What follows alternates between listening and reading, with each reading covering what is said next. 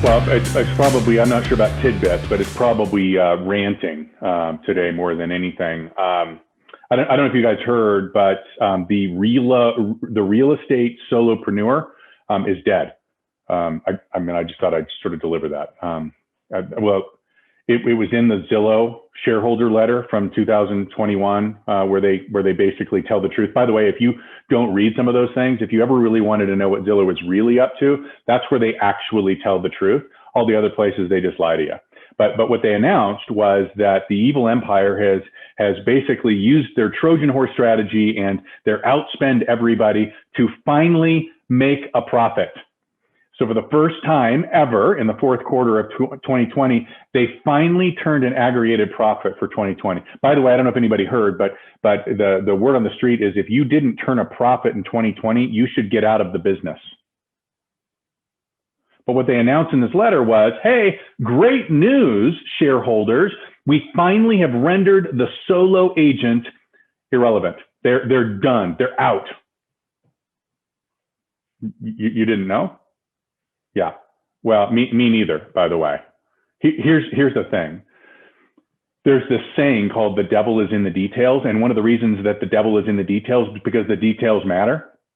This letter that was written, which is straight up spin and straight up propaganda, I get it. As my buddy Chad James wrote about the other day, it's the Dunning-Kruger effect. What Zillow is doing is they're trying to be clever. And what they're trying to do is group all of the other real estate companies or providers or servicers or whatever you want to categorize them as. Anybody that's not Zillow, they want to lump them all together and call them a single point of value of benefit dinosaur.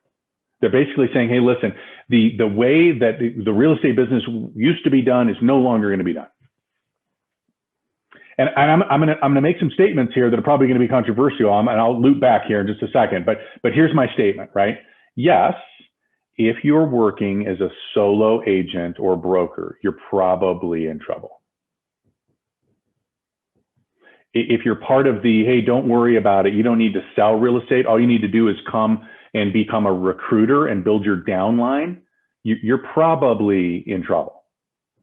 If you're part of the, hey, listen, we're not a real estate company, we're a technology company, you're probably in trouble. Folks, the bottom line here is that this industry that we are so proud to be part of, we're part of because it's noble.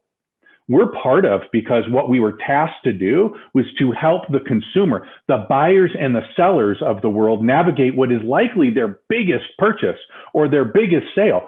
It's the home that their kids will be born at. They'll take their first steps. Little Johnny will go off to college. Somebody's going to die in the home. Like, it's all parts of our life. It's a home. It's not a piece of technology. It's not a thing. These are human beings. It's a noble profession that we're in.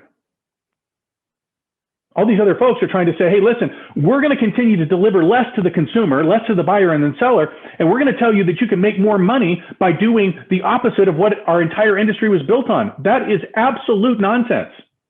It's absolute total nonsense. That is serving a shareholder, not the consumer. I have good news for you. If you are a professional seeking ways to serve the consumer, not just in the transaction, but in all areas, you are the reigning world champion. Hear me. If that's what you're doing, is seeking better ways to solve challenges that the consumers have, you're the world champion. And as we know in life, the contenders are always the loudmouths, right? They're the ones that are always trying to bait you into a fight. Folks, you are the reigning world champion.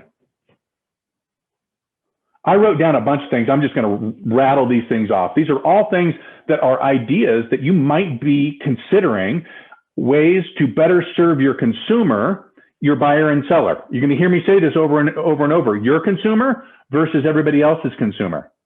Okay? It's not technology. They're not leads. They're not shareholders. They're buyers and sellers that you have partnered with to provide them a service, an experience. It's noble. So here's some areas that you might consider. Certainly we're considering them. Consumer acquisition, okay? Customer acquisition. Hey, I have an idea. Rather than giving Zillow your money every month so that they can take your data and market to your neighbors so that they can then sell the leads, quote unquote, back to you so that you can actually do the noble profession, why don't you do it yourself? Or, hey, I have a better idea. Why not you go to your brokerage and say, hey, listen, I've allocated $1,000 a month in ad spend. Can you help me do a better job? I know a young lady that just spoke that is pretty darn good at that. Social ad engine, et cetera. Listing syndication. Hey, I have an idea. What if we actually fought to make sure that the listing data that we have is syndicating out to platforms that actually have the best interest of the consumer in mind? And before you go on the, oh, hey, Zillow has got the best interest, they don't. Zillow has the shareholder in mind. That's it. All I need to do is bring up one thing, and that's called the iBuyer program, to show you that Zillow doesn't care about the consumer. Zillow is out there every day buying properties for under market from unsuspecting sellers all day, every day. They don't care about you, the agent. They don't care about the consumer. They care about the shareholder. 3D tours, social media distribution. By the way, social ad engine, technology platforms. There's plenty out there. Certainly we have one that create the transparency. How about your messaging? How about your branding? How about staging, handyman services, community integration, people development, local economy, remodel funds? Hello, revitalize. How about school registration and marketing, CB123? Broker referrals, thank you, Cardis. Documentation, thank you, Concierge.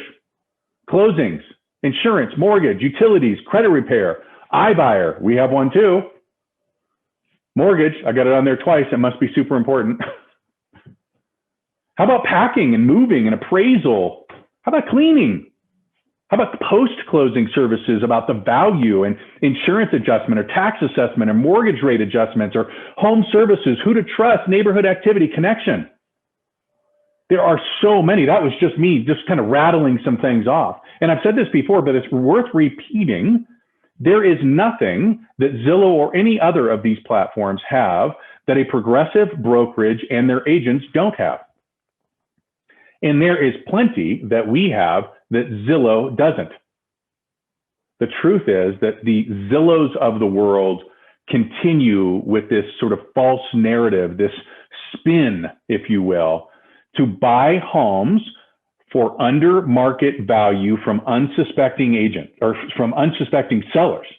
And then they continue to make money from well-intentioned yet misguided agents that are continuing to spend money for quote unquote leads. And they all do this for one purpose, and that's to serve their customer, their shareholder. We, on the other hand, are partners and teams for our consumer. We are the assistant buyers and sellers.